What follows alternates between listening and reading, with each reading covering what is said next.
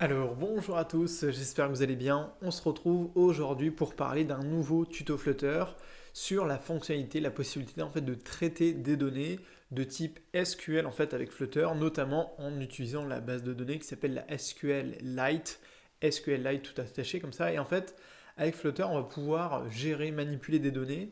Cette fois-ci, et contrairement à Firebase, c'est ce dont on va essentiellement parler dans cette vidéo, on va pouvoir le faire en local et traiter peut-être des données un petit peu plus sensibles, tout simplement vraiment en local sur le smartphone en fait de l'utilisateur, en utilisant évidemment Flutter et du coup en stockant en fait dans des fichiers locaux toutes les données que l'utilisateur va pouvoir manipuler.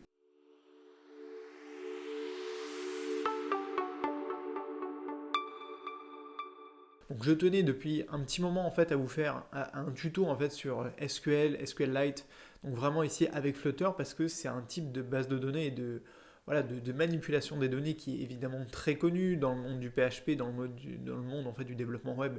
C'est c'est encore aujourd'hui très populaire. Et donc je voulais aussi vous proposer en fait une alternative pratique ici à Firebase, à Firestore. Alors attention, hein, bon là c'est un tuto du coup qui est disponible dans la Flutter Academy où justement dans la Flutter Academy, je traite beaucoup de fonctionnalités qui sont propres à Firebase, hein. Que ce soit les Cloud Functions, que ce soit les notifications push avec Cloud Messaging, les tests AB, l'hébergement de votre application sur le cloud de Firebase. Bref, je fais en sorte de vous permettre de vraiment d'exploiter tout le potentiel de Firebase, tout comme on essaye d'exploiter en fait tout le potentiel de Flutter. Là, l'idée, c'était de vous proposer aussi une alternative et surtout, là, en fait, on va parler de traitement de fichiers et de données en local.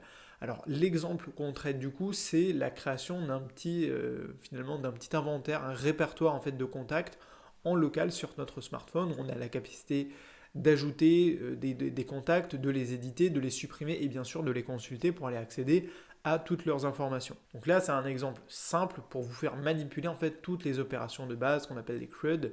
Donc ça va être créer des données, les éditer, les modifier et bien entendu les récupérer aussi. On vient de le dire, c'est le plus important. Là, avec la différence vraiment qu'on va avoir, qui est significative avec Firebase, avec Firestore, qui est le système de base de données de dernière génération du cloud de Google de Firebase, c'est que là, les données, on va simplement les manipuler en local. Donc la grosse différence, c'est que d'un smartphone à un autre, vous n'êtes pas capable de récupérer toutes ces informations-là. Pour ça, il faut utiliser un hébergement web, il faut utiliser un système qui va relier en fait votre base de données à Internet. Moi, c'est pas l'exemple que je montre.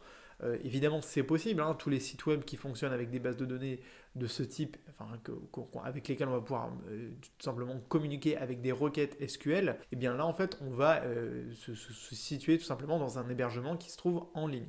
Là, l'exemple qu'on prend, c'est tout simplement des fichiers et une table, en fait, une table de données en local qu'on va pouvoir manipuler, éditer, etc. Alors, un autre élément qui peut être intéressant, c'est que toujours avec Firebase, c'est pas tout ou rien, hein. On peut évidemment manipuler une base de données avec SQLite en local et puis la compléter avec une base de données en ligne. Typiquement, là, SQLite, ça va vraiment vous intéresser si vous avez besoin de stocker certaines informations de l'utilisateur ou de l'application en question localement. Ça peut être des préférences locales de l'utilisateur ou du smartphone. Vous savez, il y a un package qui s'appelle Shared Preference qui vous permet de stocker en fait des clés qui vont du coup vous permettre de stocker des variables vraiment persistantes sur la durée. Et bien en fait là avec SQLite, c'est à peu près la même chose, sauf qu'ici on va manipuler des colonnes, des tables, donc vraiment des données plus conséquentes et qui ont un même type de données. C'est-à-dire que là, on peut stocker essentiellement du coup des listes de données, si vous préférez. Des listes avec des tables et avec plusieurs contenus similaires, hein, c'est l'intérêt. Donc là, par exemple, on peut stocker une table de contacts. Si vous voulez, par exemple, gérer des favoris, on peut le faire avec SQLite. Ce qu'il faut avoir comme approche, en fait, c'est que quand on va traiter avec Firebase, on traite avec des données qui sont connectées à Internet. Et surtout, quand on veut faire par exemple la gestion des favoris, il faut en fait qu'on soit connecté donc avec toutes les méthodes de connexion qui existent, que ce soit du Google, du Apple, etc. Vous êtes connecté, vous récupérez en fait l'identifiant de l'utilisateur et en fait avec cet identifiant-là, eh bien vous allez gérer, manipuler une certaine collection en fait qui va être associée à cet utilisateur-là. Là, avec SQLite, ce qui est intéressant, c'est qu'on peut directement manipuler des données qui vont forcément être rattachées à un seul utilisateur, qui en tout cas qui utilise en local l'application. Donc vous pouvez bon, là, on prend l'exemple d'une application de contact. Donc ça, en soi, c'est pas quelque chose qui est dans les faits très utile puisque les contacts, on les a déjà dans les applications natives. mais c'est en fait un type et de manipulation, enfin de stockage et de manipulation des données que vous allez pouvoir reprendre. Donc par exemple, vous avez une appli où vous voulez gérer les préférences de l'utilisateur sans avoir besoin d'utiliser la connexion à Facebook, à Google, etc., qui demande de toute façon du travail et du temps aussi pour le configurer. Malgré tout, même malgré que ce soit facilité par Flutter et Firebase, ça demande toujours un petit peu de temps. Donc si vous voulez sauter un petit peu au départ cette étape, vous pouvez directement stocker vos données avec SQLite et en fait les intégrer dans votre application et faire en sorte que l'utilisateur puisse cocher, par exemple, j'ai mes préférences, c'est ce que j'aurais pu faire par exemple dans l'application de crypto-monnaie, crypto-data que j'ai développée. On a une partie notification, eh bien tout simplement on aurait pu créer une table de données en local avec SQLite pour que l'utilisateur il puisse en fait cocher ou décocher est-ce que j'ai envie d'avoir des notifications sur cette crypto-monnaie là par exemple. Et ensuite, eh bien, par contre, c'est que dès qu'on change d'application, enfin en tout cas on change de smartphone, là les données sont réinitialisées et c'est un petit peu la limite ici de SQLite. C'est-à-dire que malgré tout, le fait d'utiliser Firebase, ça vous permet d'avoir des données qui vont être connectées à Internet. Et si vous les associez en fait à un identifiant utilisateur, vous pouvez en fait récupérer ces données-là depuis n'importe quel smartphone ou même tablette par la suite ou même site Internet. C'est quand même ça qui est super intéressant avec les données qui sont dans le cloud, évidemment. Pour ça, je vous apprends rien. Mais du coup, SQLite, c'est pour un type de données, peut-être, voilà, ce que j'avais vu, c'est que c'était bien aussi pour les données un petit peu plus sensibles. Quand vous avez besoin de stocker, par exemple, peut-être un mot de passe de l'utilisateur en local, eh bien, vous allez pouvoir utiliser ce genre de données-là, puisque là, c'est pas connecté à Internet, c'est vraiment disponible localement. Si vous voulez stocker, par exemple, un répertoire de photos peut-être secret, vous pouvez utiliser ce genre de fonctionnalité-là, parce que c'est vraiment du local, c'est des fichiers, en fait, auxquels vous allez accéder. On va voir dans le tuto par exemple comment créer la base de données, comment créer une table de données et ensuite comment l'éditer. Mais au final, tout ça en fait, on va manipuler.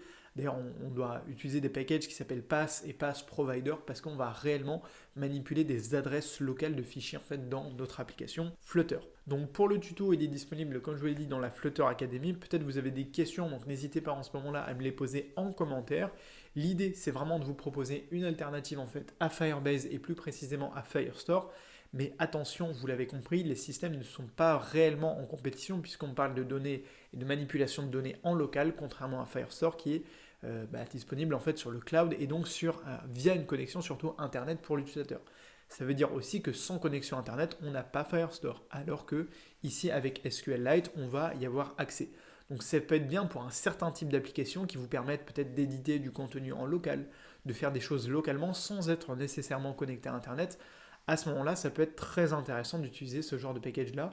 Le but, là, c'est de vous proposer un exemple qui soit relativement simple à prendre en main et vraiment avec le minimum possible, à savoir ici récupération des données, évidemment création de la base et création des tables de données, et ensuite c'est tout ce qui est modification, édition et suppression des données pour vous permettre un petit peu de gérer, d'être capable de gérer tous les types en fait d'opérations qui arrivent. Et bien sûr, vous faites ce que vous voulez. Là, j'ai pris un exemple de contact. On va manipuler ici, par exemple, des chaînes de caractères, des données numériques, etc.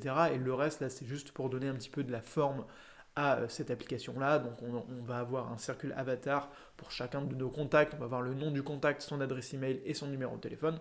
Mais vous êtes capable de stocker à peu près tout et n'importe quoi du coup avec SQLite. Donc voilà pour cette vidéo, j'espère que ça vous a plu. Donc encore une fois, c'est disponible dans la Flutter Academy. À chaque fois que j'ajoute un tuto, je vous fais au moins une petite vidéo YouTube pour vous présenter à la fois le concept, la fonctionnalité et le tuto en lui-même. Vous pouvez également commencer le cours gratuit de Flutter Evolution avec le lien dans la description. N'hésitez pas encore une fois si vous avez des questions, soit par commentaire, soit par email. Et moi je vous dis à très vite sur la chaîne YouTube et sur le blog. Et surtout, n'oubliez pas de rêver très grand. Allez, salut!